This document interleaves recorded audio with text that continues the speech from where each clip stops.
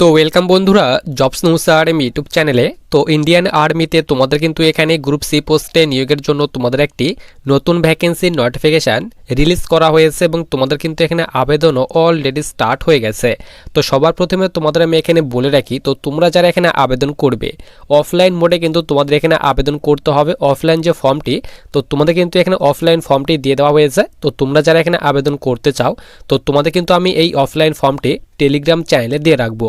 তো তোমরা এখানে দেখে নাও যে তোমাদের এখানে কোন কোন পোস্টে নিয়োগ করা হচ্ছে এবং তোমাদের এখানে কোন কোন পোস্টে আবেদন করার জন্য কোয়ালিফিকেশন কি চাওয়া হয়েছে, সিলেকশন প্রসেস কি রাখা হয়েছে, সম্পূর্ণ ডিটেল সম্পর্কে কিন্তু আমরা আজকে এই ভিডিওতে আলোচনা করব।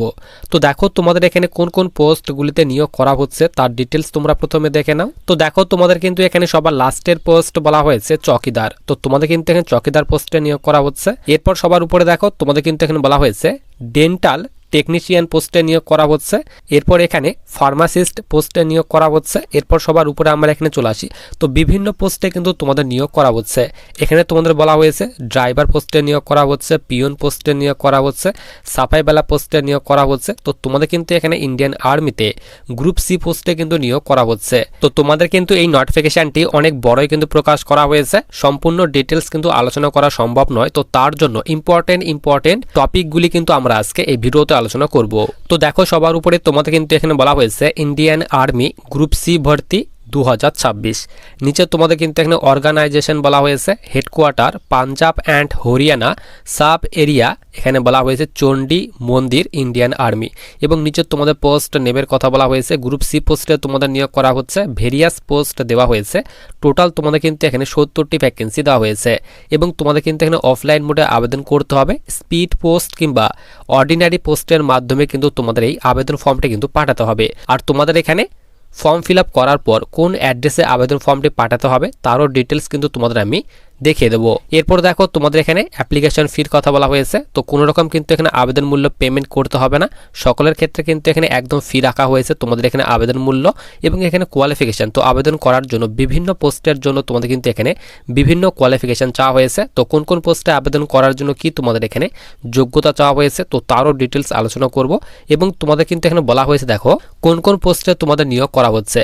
তো পিয়ন পোস্টে নিয়োগ করা হচ্ছে, হাউস কিপার পোস্টে নিয়োগ করা হচ্ছে, চৌকিদার পোস্টে নিয়োগ করা হচ্ছে, ফিমেল অ্যাটেন্ডেন্ট পোস্টে নিয়োগ করা হচ্ছে, স্টাফ কার ড্রাইভার পোস্টে নিয়োগ করা হচ্ছে, ডাটা এন্ট্রি অপারেটর পোস্টে নিয়োগ করা হচ্ছে, ক্লার্ক পোস্টে নিয়োগ করা হচ্ছে।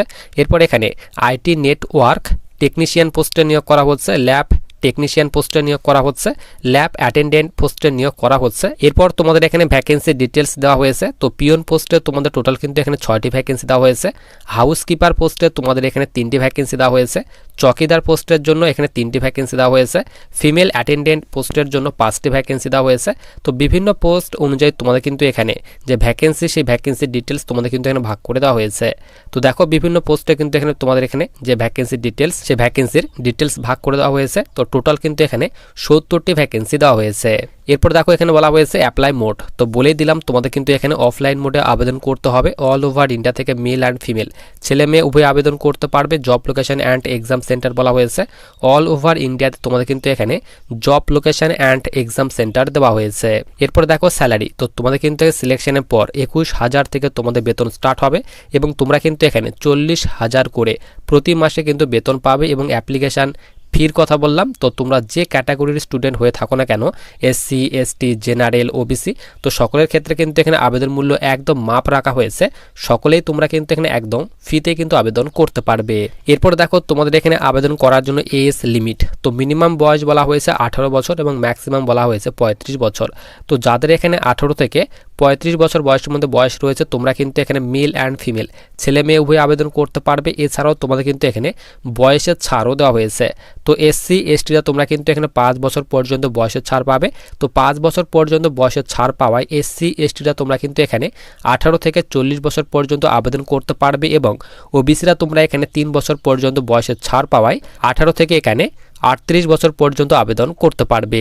এবং তোমাদের এখানে যে বয়সটি ধরা হবে এখানে বলা হয়েছে 16 মার্চ 2026। তো তোমাদের কিন্তু এই ডেট অনুযায়ী তোমাদের বয়স কিন্তু এখানে 18 বছর থেকে 35 বছর বয়সের মধ্যে বয়স হতে হবে।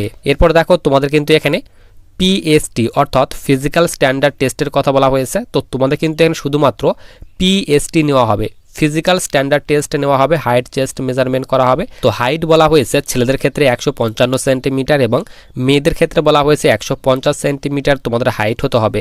এবং তোমরা যারা north Indian June category student রয়েছো তো তাদের ক্ষেত্রে বলা হয়েছে 150 সেন্টিমিটার তোমাদের হাইট হতে হবে ছেলেদের ক্ষেত্রে, এবং মেয়েদের ক্ষেত্রে কিন্তু এখানে 148 সেন্টিমিটার তোমাদের হাইট হতে হবে। এবং তোমাদের কিন্তু এখানে কোনো রকম পিইটি অর্থাৎ ফিজিক্যাল এফিসিয়েন্সি টেস্ট অর্থাৎ রানিং তোমাদের কিন্তু এখানে নেওয়া হবে না, শুধুমাত্র তোমাদের কিন্তু এখানে হাইট মেজারমেন্ট করা হবে।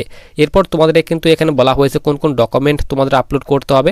তো অবশ্যই ফটো সিগনেচার দিতে হবে, educational certificate, caste certificate, domicile certificate এবং আধার কার্ড তোমাদের কিন্তু দিতে হবে। এবং তোমাদের কিন্তু এখানে কোনো রকম এক্সামও কিন্তু নেওয়া হবে না, নো ফিজিক্যাল নো এক্সাম, কোনো রকম তোমাদের কিন্তু এখানে ফিজিক্যাল এবং পরীক্ষায় কিন্তু নেওয়া হবে না। এরপর দেখো সিলেকশন প্রসেস। তো তোমাদের কিন্তু প্রথমে অফলাইন মোডে আবেদন করতে হবে। আবেদন করার পর তোমাদের কিন্তু ফর্মটি কিন্তু শর্টলিস্টেড করানো হবে তোমাদের কিন্তু ট্রেড টেস্টের জন্য। যে ট্রেডে আবেদন করবে, যেরকম তোমাদের এখানে ক্লার্ক, তো ক্লার্ক পদে যারা আবেদন করবে তো তাদের কিন্তু অবশ্যই ট্রেড টেস্টে নেওয়া হবে, যেরকম টাইপিং টেস্ট তোমাদের নেওয়া হবে।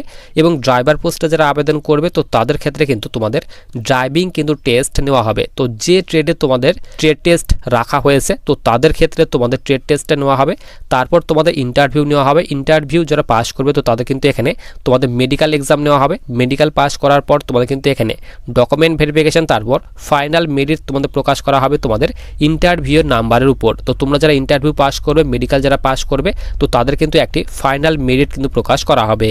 এরপর দেখো তোমাদের এখানে এডুকেশনাল কোয়ালিফিকেশান। তো পিওন পোস্টে যারা আবেদন করবে তো তাদের শুধুমাত্র 10th পাস চাওয়া হয়েছে। হাউসকিপার এবং চকিদার পোস্ট, তো সব পোস্টের ক্ষেত্রে শুধুমাত্র কিন্তু তোমাদের এখানে মাধ্যমিক পাস চাওয়া হয়েছে। এরপর দেখো এখানে বলা হয়েছে ফিমেল অ্যাটেন্ডেন্ট। তো তোমাদের এই পোস্টের জন্য শুধুমাত্র কিন্তু 10th পাস চাওয়া হয়েছে।